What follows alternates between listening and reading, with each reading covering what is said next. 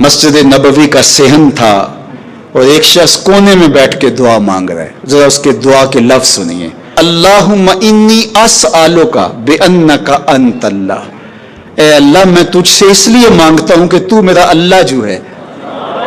ذرا غور کیجئے. میرے والد گرامی فرماتے تھے کہ بیٹا باپ سے کہے کہ ابا جی میں آپ سے اس لیے مانگ رہا ہوں کہ آپ میرے ابو جو ہیں، تو باپ کو اپنا وجود بیچ کے بھی دینا پڑا تو اس کی ڈیمانڈ پوری کرے گا.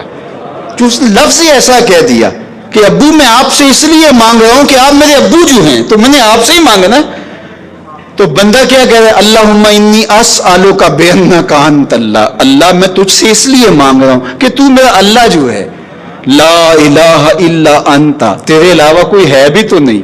انت الاحد الصمد الذی لم یلد ولم یولد. تو ایک ہی ہے، واحد ہے، اور کوئی ہے ہی نہیں جس در پہ جاؤں. کوئی چوکھٹ نہیں ہے جہاں دامن پساروں، کوئی دہلیز ہی نہیں ہے جہاں جھولی پھیلاؤں. تو بے نیاز ہے، اور تجھے نہ کسی نے جنم دیا اور نہ تو نے کسی کو جنم دیا.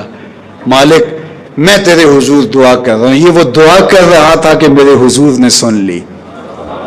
تو ایک صحابی کو فرمایا کہ یہ جو دعا کر رہا، اب جو مانگے گا اللہ عطا کرے گا.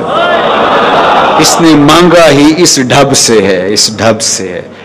ایک دعا اور سن لیجئے جو سیدنا علی المرتضیٰ رضی اللہ تعالی عنہ رب سے مانگتے ہیں. اللہ اکبر. مجھے تو آج سارا دن اس دعا نے نحال کیے رکھا. یہ دعا مانگتے ہیں تو عجیب کیفیت ہوتی ہے. یا سریع الرضا اغفر لمن لا یملک الا الدعاء.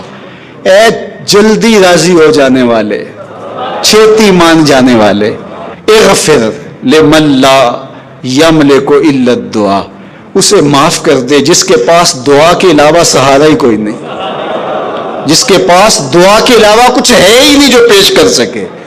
التجا ہی کر سکتا ہے، ترلا ہی کر سکتا ہے، منت ہی کر سکتا ہے.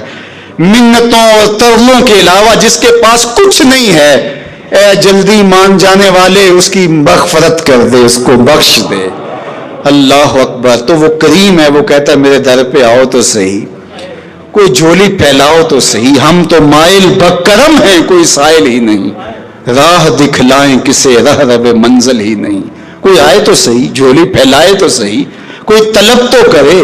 دنیا والوں سے مانگیں تو ناراض ہوتے ہیں، اللہ سے نہ مانگیں تو ناراض ہوتا ہے.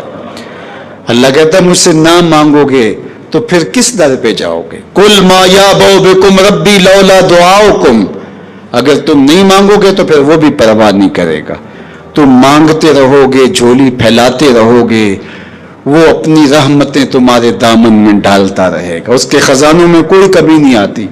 ہر بندے کو اس کی ڈیمانڈ کے مطابق، چاہت کے مطابق، طلب کے مطابق، آرزو اور تمنا کے مطابق دے دے. اس کے خزانوں میں پھر بھی کوئی کمی نہیں آتی. تو اسی سے مانگیں.